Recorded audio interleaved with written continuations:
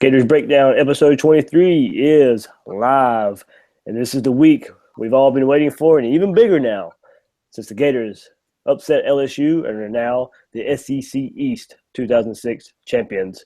Florida versus Florida State preview. Here we go. Episode 23, Gators Breakdown. Doesn't get much bigger than this, especially after that win last week for the Gators. But Joey will join me here on our midweek podcast, and we have a special guest, Mark Moses, that Joey knows very well, and we'll dive into the FSU side of things going with that. But before we break that down, this is Gators Breakdown. Like I mentioned, you can find us on iTunes, SoundCloud, YouTube right now, live on YouTube, and TuneIn Radio. So, Joey, big win last week for those Gators. David, how exciting was that win on Saturday? Oh, my goodness. We talked about last week. What was my score prediction, David?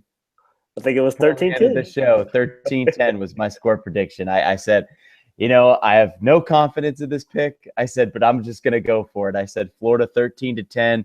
I said they're going to muster some sort of heart and soul somewhere, and they did. And to be honest, David, I think the fight before the game motivated Florida more than it did LSU. I think Leonard Fournette shoving Torian Gray prior to the game, I think Torian went back into the locker room and told them, you better F this team up. I really think he did. I was just so happy to see this team, the heart and the guts with your three leading tacklers out this game of the year, and you're a 14.5-point underdog to go in and slap LSU in the mouth in their own stadium in Death Valley and stop them on 3 consecutive goal line stands is just incredible. And hats off to Jeff Collins and that bend but don't break defense. Wow. 4 red zone trips, 3 points for LSU. All I could say is the defense showed up when it counted most, and the offense made that one play that mattered.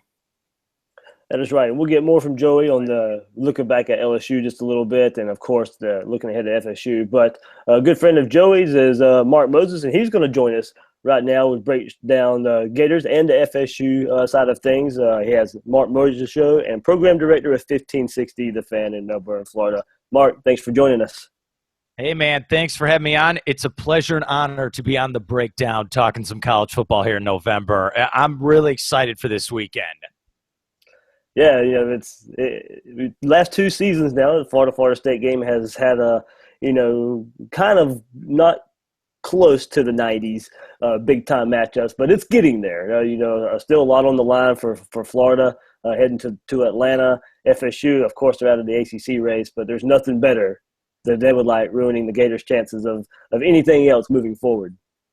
Yeah, you're absolutely right. And it's funny, I feel like we're in the same situation we were last year with Florida, where they go into this Florida State game, they got momentum, they have the SEC championship game, they could do a lot of great things, and as we know from last year, guys, didn't beat Florida State, didn't beat Alabama, didn't win their bowl game. Well, they're right back where they were last year. This time they're going to have to go to Doak. They're going to have to take on Tallahassee. You're absolutely right where they're not going to compete for an ACC championship, but isn't Florida State going for their Florida championship ring again? I mean, they beat Miami.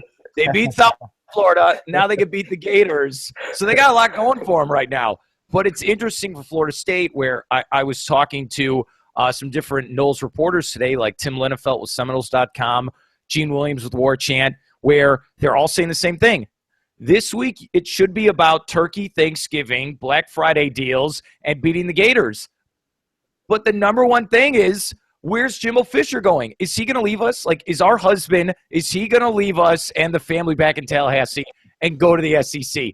That's what they're all freaked out about because LSU is going to open up the checkbook for Jimbo Fisher. That's what they're all afraid of right now, guys. Before Joey gets to you, I'm going to extend off of that.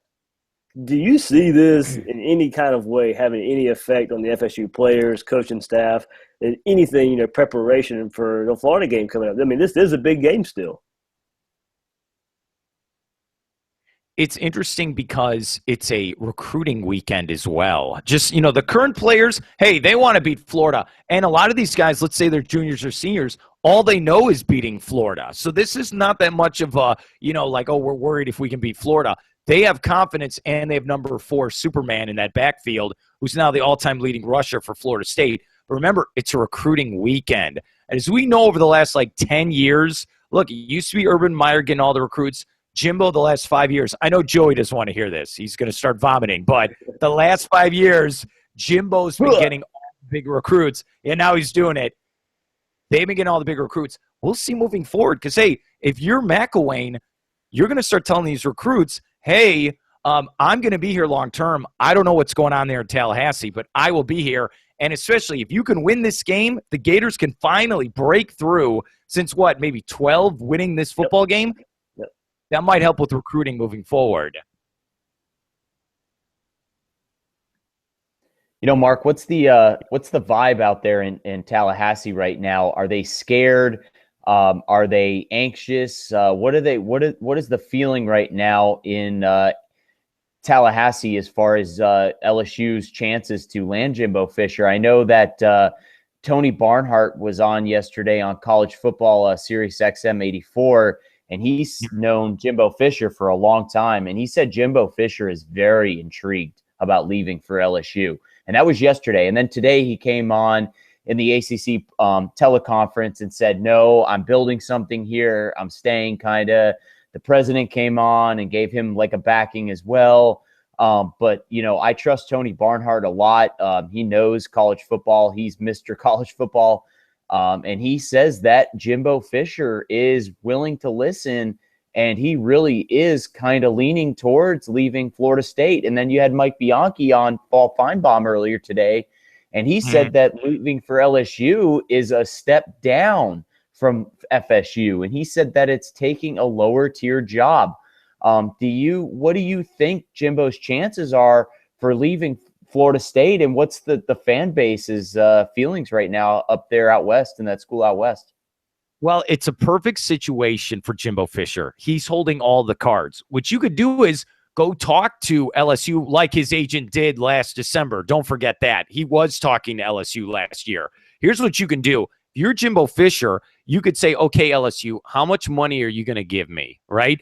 Then go back to Florida State and say, look, they're going to pay me this. How much you guys want me to stay and dominate in the ACC for the next decade? You could say that. Then maybe he gets raises for his assistants as well. Maybe this is just a power play for him to just solidify himself at Florida State. But you know what this reminds me of? When I was covering the Big Ten with Nebraska and Iowa in 2012, and Brett Bielema at the time won the Big Ten title with Wisconsin. 2 days later, he took the job at Arkansas because he wanted to coach in the best conference in college football. And that's what he said, and he wanted to spend more money on his assistants. I could see Jimbo. Here's what's funny. He's won a national championship. He's won an ACC championship. He had a player win a Heisman Trophy. He's got all the money in the world. What else does he have to prove at Florida State? The challenge of the SEC is out there for him, and he was a coordinator there at LSU. Hey, he can recruit quarterbacks. He can recruit quarterbacks. He knows offense. And you know what? Maybe he's the one who could take down Nick Saban. Maybe it's ego and money. That's why it's going to be interesting, Joey. Yeah, I think that the LSU fit for Jimbo Fisher is a match made in heaven for both sides. Selfishly, I want Jimbo to leave just for recruiting purposes. But looking from an objective point of view, in looking from Jimbo's side, I think he needs to leave Tallahassee. I think he did all he could do in Tallahassee. I think Dabo's the big guy in the block now in the ACC. And I don't think he's going anywhere for quite a while, until at least Nick Saban retires from Alabama, possibly. But I think Dabo is I think Mark Richt's coming up. We all expect that. I think the ACC is getting better. Pitt's getting better. You got these teams in the ACC getting better right now. And I don't think the path to the championship game, as Mike Bianchi said earlier, is as easy in the ACC as it was 5 years ago. I think the challenge to win at LSU and finally beat Alabama, if Jimbo Fisher delivers a championship to LSU, he will go down as a top 5 all-time coach in college football. To deliver a national championship at Florida State and in the SEC, beating Alabama, I think that would seal his deal as far as legacy goes. I think he's peaked and reached his ceiling at Florida State. I really do.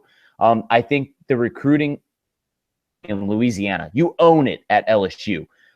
You literally just have to show up at a high school and smile, and recruits want to come play for you at LSU. In Florida, you have to compete with Florida State, Florida, Miami. Central Florida is getting a little better with Scott Frost, Willie Taggart down there in Tampa. I mean, there's a lot of competition in the state of Florida. I think Jimbo Fisher's best – I think the best thing for him and his family and for his future is to leave for LSU. You're forgetting one of those names in the ACC. And look, maybe I'm not on Paul Feinbaum's show, but I've voted in the ACC the last 6 seasons, all right? I just want you to know that. I'm an actual voter, all right? No, think of Louisville. They're going to win the Heisman Trophy this year. That's the one in the division. Forget. And right. Lamar Jackson's winning the Heisman because performance last week. I just forgot about him. Yeah. Sorry. Okay, don't worry. We all did. I went Matrix style and just forgot it. Seriously, it's Lamar Jackson. He destroyed FSU's defense, right? Destroyed them. There's a lot more competition. You know, it's just like where Urban Meyer said, I want the Big Ten to be better. You guys have to get up to my par. Well, now they are. And now we're going to see what's going to happen to Urban Meyer moving forward with Ohio State. It's going to be very interesting. Look, Jimbo's a big winner because, look, he could stay at Florida State, make $5 million, or go to LSU, make $7 million, all right? He's going to be just fine moving forward. That's what it's going to be. But you're right.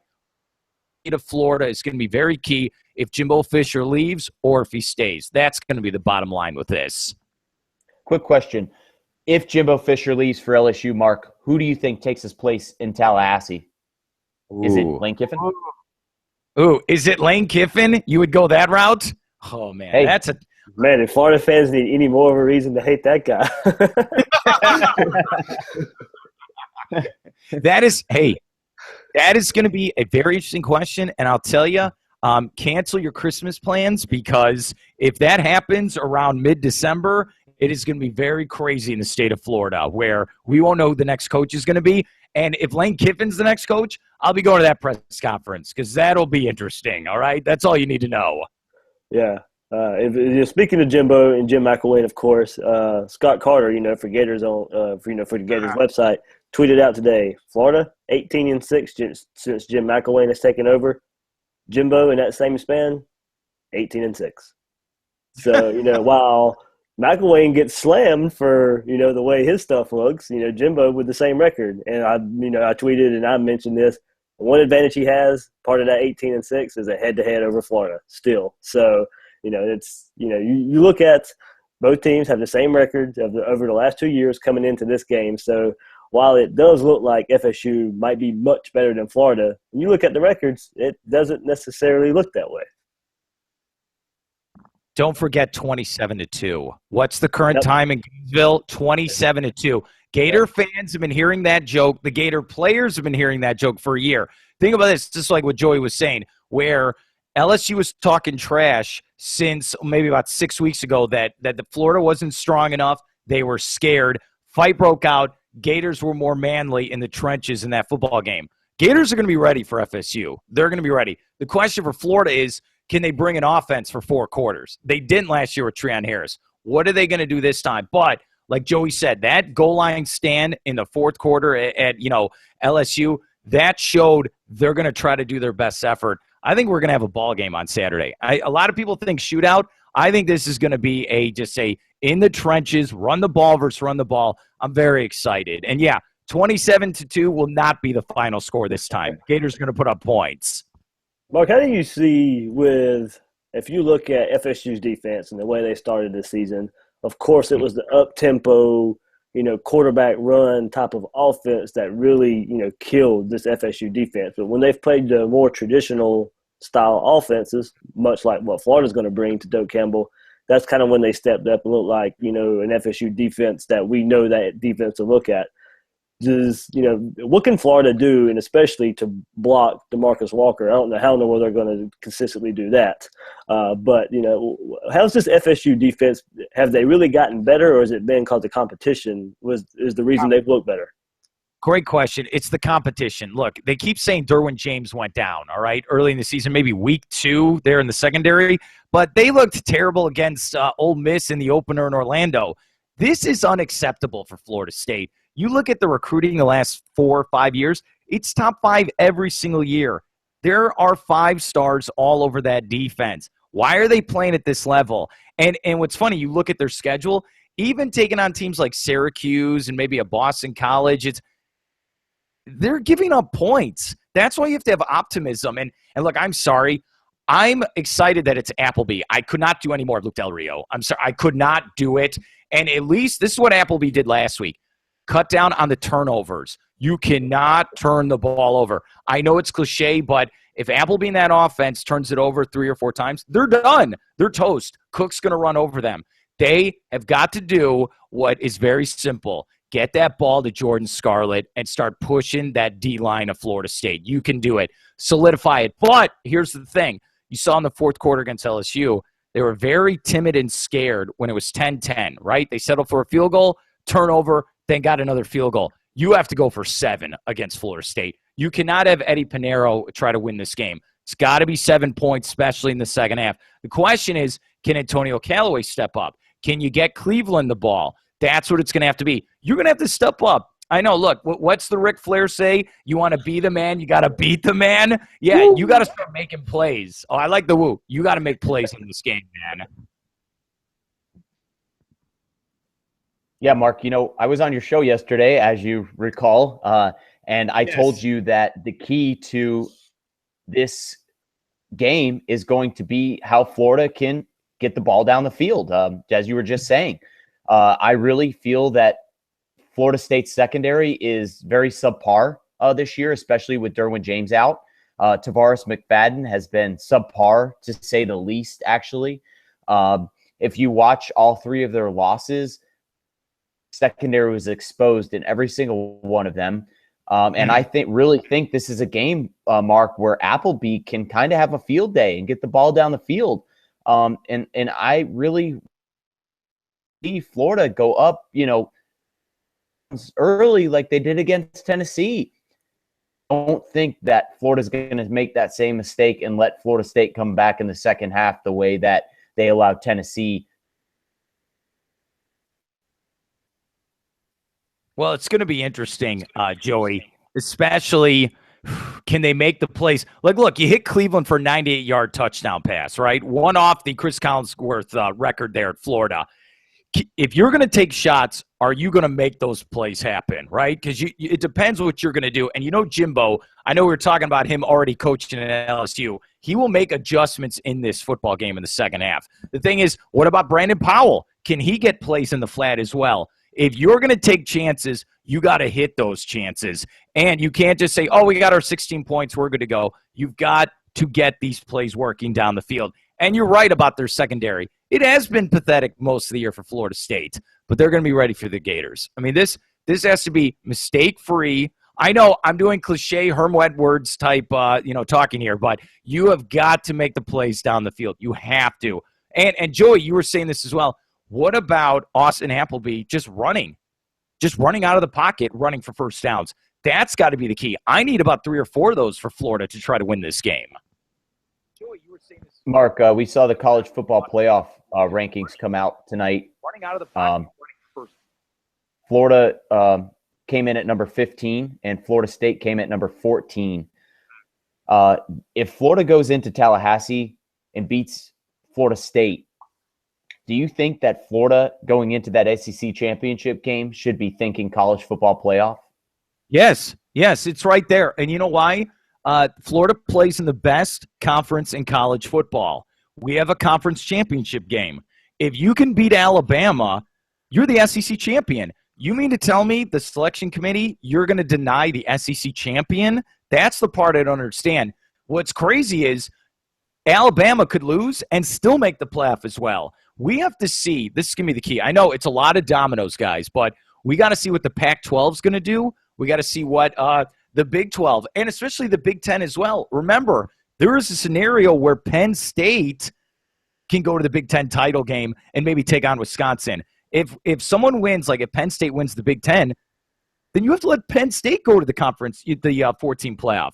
A lot of this stuff is up for grabs. You got to get through Florida State, and then you might need the 96 Gators, the 08 Gators, the 16 Gators to show up, and then we can beat Alabama, all right? But you're right, Joey. Hey, if you beat Florida State and then you beat Alabama, you should be in the playoff. Why would you deny us? You're going to beat LSU on the road, Florida State on the road, and then Bama in pretty much a home game for them in Atlanta. How would you deny them? The question is, can they get there? But I agree with you, Joey. I think it is up for debate. Yeah, it definitely will be. We can talk about Tavares McFadden. You know, I think he leads the nation in interceptions with 8. DeMarcus Walker has 13 sacks on the year. But, of course, you have to go, and what's been Florida's bug for the last, couple of years when they played FSU, move to the other side of the ball. How in the world, can they stop Dalvin Cook for a whole game? Last year, 3 quarters, they did marvelous. But it was that 4th quarter, the defense got worn down. Dalvin Cook went crazy. Is that maybe the same style and the same formula Florida needs again this time to maybe beat FSU, or does Cook put one of his best performances together? Let me tell you, I said this earlier on my show. My favorite play with Cook is not just a regular running play. I like him out of the backfield for a halfback screen. I feel like if he gets in the open space, and so I said on my show, he reminds me of Sonic the Hedgehog, where he just kind of powers up and then starts flying down the field, especially him with Francois, where he can move with his feet, then he can hit Cook. It's going to be very dangerous. You have to make sure, and look, I can't give you an update here on a Tuesday who the starters are going to be on defense for the Gators, because I don't think Florida knows right now. But those linebackers, they have got to be in their spot. You cannot screw up against Cook. This guy is a top 5 NFL draft talent. I believe he is going to be the first running back picked in this draft, and I feel like Leonard Fournette's going to drop. This guy is the real deal. You've got to contain him. You're not going to get him for 25 yards. He's going to get his yards, right? The question is, can you contain him for 4 quarters? Many teams cannot do that, but I'm telling you, you got to make sure those dump plays, he does not break you for 50 yards, because he can score like that at will. That's going to be the key. I like the Gators front 7. I do. All right? And I especially like C.C. Jefferson in year 2. I thought he had a big hit in that second half against LSU. I think he's got to get to Francois. It's those broken plays that could kill Florida in this game. Right. I think we're going back last week. While, Geis and Fournette got yards, it was Florida defense didn't let the big play kill them. And, that was, I think, the big part of Jeff Collins' defense. If they don't let the big play kill them, they can stay in that game. And as long as they don't let Dalvin Cook go crazy, like you mentioned, and I think he's the second leading yardage receiver for the Florida State offense, and out of the backfield, like you mentioned, that's going to be the biggest thing for Florida, not letting the big play kill them from Dalvin Cook. So, Joey, you have anything else for Mark? Or Mark, do you have anything else? I want to see Antonio Callaway punt return. It's been too long. We need to get him involved, all right? That's what it needs to be. Same thing for Florida State. I'll end with this. I think special teams is going to be a big part of this football game. I think there's going to be a play made, and I feel like Callaway this year, I think he needs to make a play in this football game. Eddie Pinheiro can kick his kicks. Look, Florida State's got a great kicker as well. I think special teams is going to be big in this game. But, thanks a lot, guys, for having me on. I really appreciate it. Thank you, Mark. Your knowledge is unparalleled. Thank you very much. Thanks, Mark. Joey, that was good. That was good, my man. Yeah, Mark knows his stuff, man. He talks to the people that are around the program, so he really knows his stuff. And he said he hit the nail on the head, David. I mean, Dalvin Cook is going to get his. It just is a matter of how much of his are you going to allow. Not having Nick Washington is going to hurt. This and he's finally playing good, and this happens. Yep. Safety position has been banged up. It really hurts me to see Jared Davis not playing, because I know he wants to. Yeah. And, I have a feeling that they're saving him for the SEC championship game. I think they're probably telling him, no, just give it one more week. Let us try to do what we did against LSU without you. And, and we'll save you for the SEC championship. Do you have him on standby for Florida State? Yeah, why not? I mean, why not? It's a pain tolerance thing. Right. I mean, for him, it's not so much like he's got a snapped leg and he just can't play. I mean, it's a pain issue. He just couldn't go against Arkansas, you know? I mean, it was a pain issue at that point. Yep. But I think you have to have him on standby because of Dalvin Cook. Right. Jared Davis knows how to shut Dalvin Cook down. He did it last year for 3 quarters. And I think Chauncey Gardner intrigues me in this game because Florida State recruited him big time. And Chauncey was torn between Florida State and Florida. I know he was. He's from my area. So, you know, you saw how fired up he got in the pregame against LSU. He was one of the ones being carried back, you know, pulled away. And I would not mind to see him get a start at safety, you know, instead of Nick Washington. Yeah. You know, he was a 4-star for a reason. You know, he was top pick, you know, to recruit this past year for a reason. And I really want to see him, and I really am intrigued actually to see him get a chance.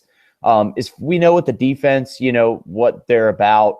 You know, I guarantee you that Quincy Ortiz is going to take Travis Rudolph out the game.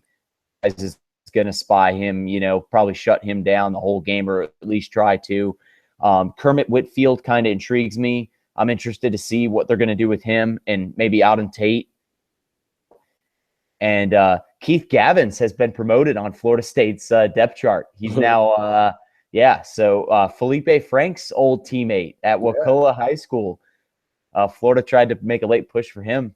But I'm interested to see what Florida's defense is going to bring, David. So banged up, and it's sad. But this is a game where Florida's offense can get going, David. I really believe that, and I told Mark that on a show yesterday. I think this is a game where Austin Appleby can gain confidence and throw the ball around the field and do things that he wasn't able to do against LSU last week. He had the one big play, but we do know that LSU's defensive backs are, you know, elite class. Florida State's aren't. They just aren't. You know, Tavares McFadden has been a huge disappointment, in my opinion, all season. Even with eight interceptions on the year? 8 interceptions is deceiving. I just think that stat is very deceiving because you can get an interception from an errant tip ball, just a bad throw. I'm not buying into the 8 interceptions because I've seen Tavares McFadden get absolutely torched by Louisville. I saw him get torched by Clemson. I saw him get torched by North Carolina's receivers. So, you know, these are things that I've watched. So I really do think that Florida State's secondary can be had. And I think Scarlett is going to have to pound the rock and open up the pass game. I agree with you there. And it will be interesting to see if you look at what we did from the Florida offense last week. We saw it versus South Carolina and some zone read and some Austin Appleby, you know, keepers. But we didn't see that against LSU. I don't even think it was ran once. Is it something, you know, Florida wanted to put on film for South Carolina because they saw something in film review that they could take advantage of against South Carolina? We didn't see it against LSU, but with the way FSU struggled with Chad Kelly and Lamar Jackson and Deshaun Watson, don't get me wrong, Austin Appleby is not those 3 quarterbacks. But what those 3 quarterbacks showed was some mobility could hurt that Florida State defense. So does Austin Appleby get to use his legs a little bit more? Is there something this coaching staff can find to get Austin Appleby out of the pocket, some design runs? Because we've seen he's good enough. He can pick up first downs. He can, you know, and lo and behold, if the defense is not even expecting it, 30, 35-yard gains. So, you know, if this Florida State defense is aggressive, you know, can Austin Appleby's legs make a difference there and kind of show the early season FSU defense can Florida somehow make that happen with their offense? And I agree, it starts and ends with Jordan Scarlett. If he doesn't get going, much like the Arkansas game, this could turn into an ugly game for the Gators that can't get the run game going. They don't think they need to abandon it like they did against Arkansas. If it's not there to begin with, keep doing it. We saw what happened when you just kind of keep running the ball with this these running backs now that Florida has settled on 2, Joey. It looks like Michael Pirine, Jordan Scarlett are getting the majority of the carries now. Thompson hasn't had a carry since the fumble at South Carolina, and Cronkite, of course, MIA for the last couple weeks now. So, Florida's offense, we think they have weapons now. Can the quarterback get on the ball? That's the thing I think we can point to. But Joey, I think we got to keep looking at this. David Reese, Eddie Pinheiro, Tyree Cleveland, all young guys. Pinheiro sophomore, Reese freshman, Cleveland freshman. Look, all three were named to SEC Players of the Week. And now you just keep going down. David Reese, we mentioned Chauncey Gardner, Kylan Johnson. It's these young guys that are making plays for this Florida defense and now for this Florida team kind of in general now. Yeah, man. I am so excited that these guys are getting game time action, not only in just garbage games, big time SEC and national picture games. These are the guys we're going to see in the future. These are the guys that are taking the place of the Jared Davises and the Alex Anzalonis and the Caleb Brantleys. I love this. I love that these guys are getting experience. This is only positive for us, David. This is only positive for next year when we thought this defense was going to not look very good. I think it's going to be better. Looking at some of these guys, I think it's going to be better than we thought it was going to be next year. How about Kavanis Davis? He stepped up. Come on now.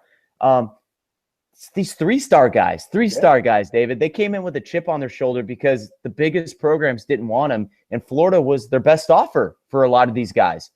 And they wanted to be Gators. Yep. And that Mac loves guys like that. He recruited those guys at Colorado State. He recruited the guys that no one else wanted, that came in with a chip on their shoulder and wanted to prove everybody else wrong and prove everybody else that they were just as good as the 4 and 5 stars. And these guys are doing it. David Reese has been a stud. Every single play that he is on, he is sideline to sideline, and he's only a freshman. Just look at the SEC Players of the Week, David. How many were freshmen on the University of Florida roster last week? Three. Several. Two. Three. Two. Three. Panera is labeled a sophomore, so it's kind of weird. Yeah, because he's a JUCO transfer. Yeah, exactly. Yeah. But I consider him a freshman because he's never played college football in his life. So yes, exactly. Yep. But yes, Jamin, Antonius Clayton, Jabari Zuniga. You just keep looking at these things. And another thing that you can point to for Jim McElwain is he got in early on a lot of these guys. Then you saw the Alabamas and the Michigans also start to offer these guys, and they didn't waver. They stuck with Florida. So I think that lets you know, yes, the 4 and 5 stars may not be there for McElwain yet, but at least he's showing these evaluations that they're doing are definitely paying off. If LaMichael Pirine could be rated again as a rivals under their star system, I think that he would be close to a 5-star if they could go back. Don't forget, Florida put in the offer, and then Alabama came in late and wanted him bad because I think they realized what they were going to miss out on. And I think Jim McElwain is showing now that he's got an eye for hidden gems. And he did that at Colorado State. Grayson Lambert was a 2-star, David, or not Grayson Lambert, excuse me. Garrett Grayson, excuse me. Garrett Grayson was a 2-star quarterback that nobody wanted, and he's playing for the New Orleans Saints right now. He had a wide receiver that was a Bolitnikoff finalist last year. Yeah. You remember him? Yeah. I forget his name. 2-star. Man, yeah. I'm forgetting his name, but yeah. Yeah. And that's the guys that Mac loves to get, and it really it resonates with the players when you see guys like that step up. And I'm just so looking forward to the future next year with these guys on defense. And one thing I did want to say about Florida State, going back to your point, is wouldn't you say that this is Florida State's worst team since we beat them in 2012? You got to think 13, 14, and 15. This is their worst team in the last 4 years. I'm not even sure how good last year's team was. Honestly, I just Florida was a bad matchup. At the end of the year, I don't know how really good that team was with Sean McGuire at quarterback. I think they might be a little bit better with Francois. But yeah, I think last year's, this year's teams are really about even. about as even as you can get. They have I guess, a healthier Dalvin Cook now. Yeah, I agree. You know, they had the Jimbo or the Jameis years, and before that, EJ Manuel, and that's when. Hey, maybe it's a good omen. The last time Florida had beaten LSU was 2012. The last time Florida beat Florida State, 2012. So maybe they get that 2012 back to back going in. But yeah, I mean, if you mentioned, I'm just going to go down before we get out of here. Just go down. If you look at the depth chart and the guys that have been recruited solely by Jim McElwain that are playing for Florida, you know, and playing a good bit of time. You have Martez Ivey, of course, T.J. McCoy, redshirt, Tyler Jordan, Fred Johnson, Juwan Taylor. All those guys along the offensive line, freshmen and sophomores. I mean, it's unreal what, you know, his recruiting has done there. I think some people can harp on Jim McElwain's recruiting, but the two big positions he had to fill and fit, you know, for some success early on in his tenure was wide receiver and offensive line. And if you look at the numbers and what we're getting from the last few weeks from those two positions, I think you got to say, you know, it's definitely paying off, you know, the numbers that he has brought in at offensive line and wide receiver. I think recruit rankings in February, they're important, class rankings, but let's just go down the list of some teams and where they are right now that had top 10 classes. Ole Miss, they have to win on Saturday just to make a bowl game. Top 5 class. Georgia's barely making a bowl game, and they're having probably their worst year in a long time this year. Top 10 class. You know, you got to see these teams that are having elite recruiting classes that just aren't panning out. And here Florida is with 3 stars. Taven Bryan, 3-star offensive lineman playing defensive line. Fred Johnson, 3-star offensive lineman starting. You know, we get the Kylan Johnson, the David Reese, 3 stars. Right. You know, Kavanis Davis, 3 stars. And if you go more offense guys, Tyree Cleveland, Jordan Scarlett, Michael P. Ryan. I mean, those are freshmen, sophomores guys. Antonio Callaway, a sophomore. I mean, all those these are big time recruits. Yeah, true. Yeah. Don't get me wrong. These guys are not underrated. Yeah, Cleveland, Callaway, P. Ryan, Scarlett. Of course, these guys were every bit of as advertised. So exactly. Yeah. I didn't mean to make that sound like they were underrated. I didn't mean that at all. That was just speaking to Jim McElwain's recruiting. But yeah, okay. Development. Something Muschamp never could do. Muschamp could never take the 4 and 5 stars and turn them into really good players. Ahmad Fallwood, perfect example. Ahmad Fallwood was a 4-star receiver, big time, like top 3 receiver in the state of Florida. Right from here in Jacksonville, I knew I followed him. I was top 3 receiver in the state. Was so excited. Terrible career. Had a good South Carolina game, so we'll give him credit for that. And he has played better this year, but he just hasn't, you know. But that's what we got to give him credit for. He's shown up, you know, for one good game. But I'll give him one thing. He's a darn good blocker a lot of the time when they need him to be out wide out. He's a good team player. I'll give him that too. He probably hasn't had a career like you mentioned that we all expected him to have him, but he's a Gator through and through. So Florida State. You've heard our preview with Mark Moses earlier. I think we dove into Florida State pretty good.